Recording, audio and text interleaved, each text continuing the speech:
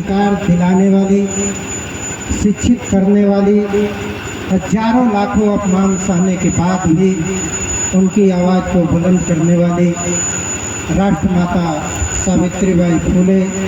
और उनके सहयोगी के रूप में फातिमा शेख जी, इन दोनों महिलाओं को और उनको प्रेरणा देने वाले, प्रेरित करने वाले उनके पति ज्योतिबा राव फुले, मैं इन सभी लोगों के चरणों में श्रद्धा सुमन अर्पित करता हूँ। साथ ही आज एक ऐसे हम पावन भूमि पर आए हुए हैं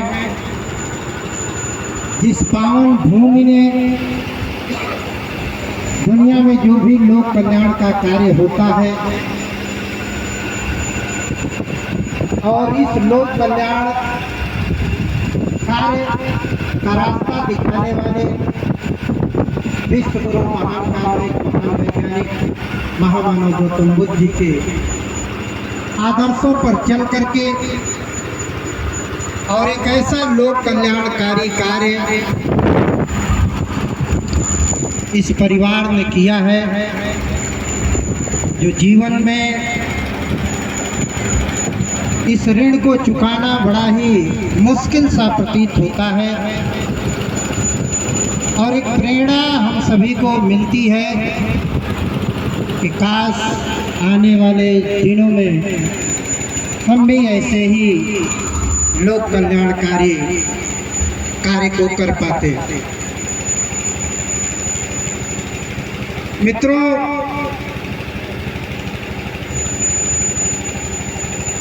आज जो ये परिवार है, जब ये खबर हम लोगों को व्हाट्सएप पर आई,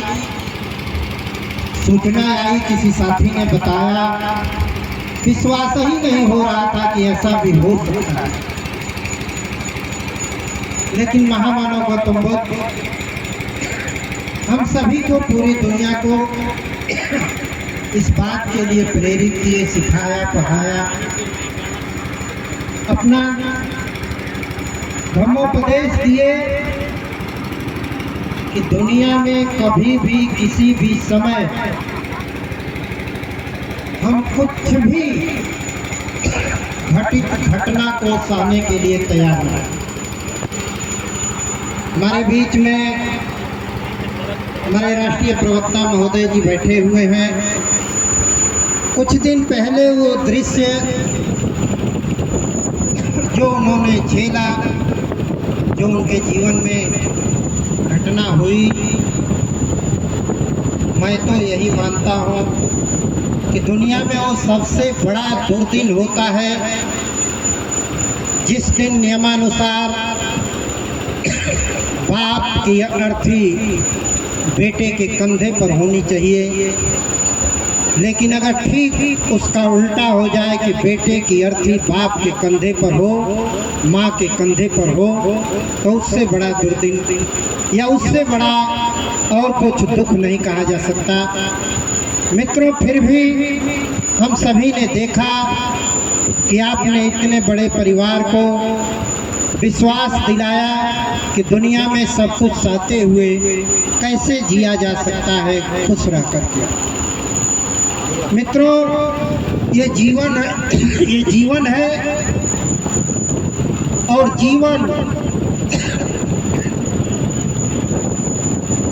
ये जीवन जो है हम रोज जीते रहेंगे और कब समाप्त हो जाएगा, कब चला जाएगा, कब साथ छोड़ देगा, इसका कोई ठिकाना नहीं है।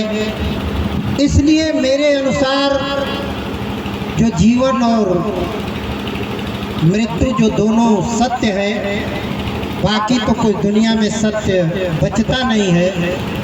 और जीवन और मृत्यु के बीच में जो समय मिलता है हम सभी को, उस समय में हम जैसा काम करते हैं, दुनिया के साथ जैसा व्यवहार करते हैं, जैसा लोक कल्याणकारी कार्य करते हैं, उसी तरह की पहचान हमारे जाने के बाद बनती है। मित्रों, एक बहुत बड़ी सीख है और इस सीख से हम तो पहले से ही तय कर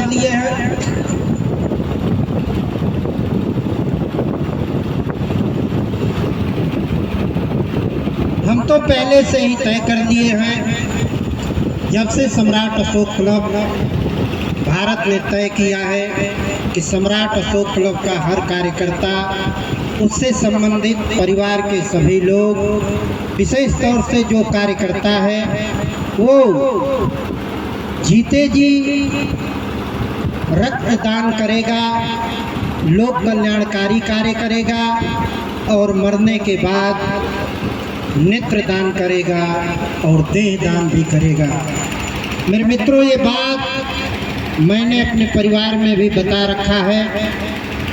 और आपके समक्ष भी इस बात को पुनः कसम के रूप में दोहराता हूँ, क्योंकि मैं तो इस दुनिया में नहीं रहूँगा, मेरी सिर्फ मृत शरीर पड़ी रहेगी, लेकिन ये अधिकार परिवार के साथ साथ आप सभी को देता हूँ कि मेरा 2 काम जरूर करिएगा। एक तो नेत्रदान करिएगा, 6 घंटे के अंदर कराइएगा, और दूसरा हमारे शरीर का दान करवाइएगा, जो कि वो अंग जो हमारा स्वस्थ अंग है वो और जीवन में किसी के साथ काम आवे। और मित्रों, अगर ये काम 2 हो जाएगा, क्योंकि जीवन में जीते जी रक्तदान करना है, तो मैं भी 3 बार रक्तदान कर चुका हूँ और मेरी भी आज इच्छा हो रही है कि पुनः मैं यहाँ रक्तदान करूँ, क्योंकि रक्तदान हम लोग मेडिकल से जुड़ते हैं। रक्तदान करने से बहुत सारे लोगों में भ्रांतियाँ फैलाई गई है, जबकि वह पूरी तरह से गलत है। रक्तदान करने में हिम्मत की सबसे बड़ी ज़रूरत होती है, उम्र की विशेष कोई कीमत नहीं होती है। जैसे हमें घटना बताएं, हमारे गांव की ही घटना है।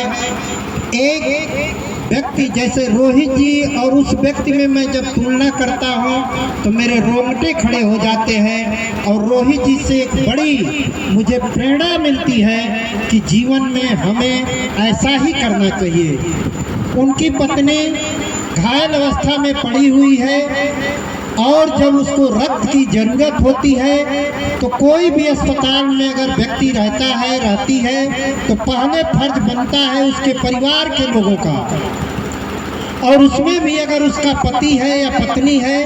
क्योंकि दोनों को जीवन साथी और जीवन संगिनी के रूप में कहा जाता है,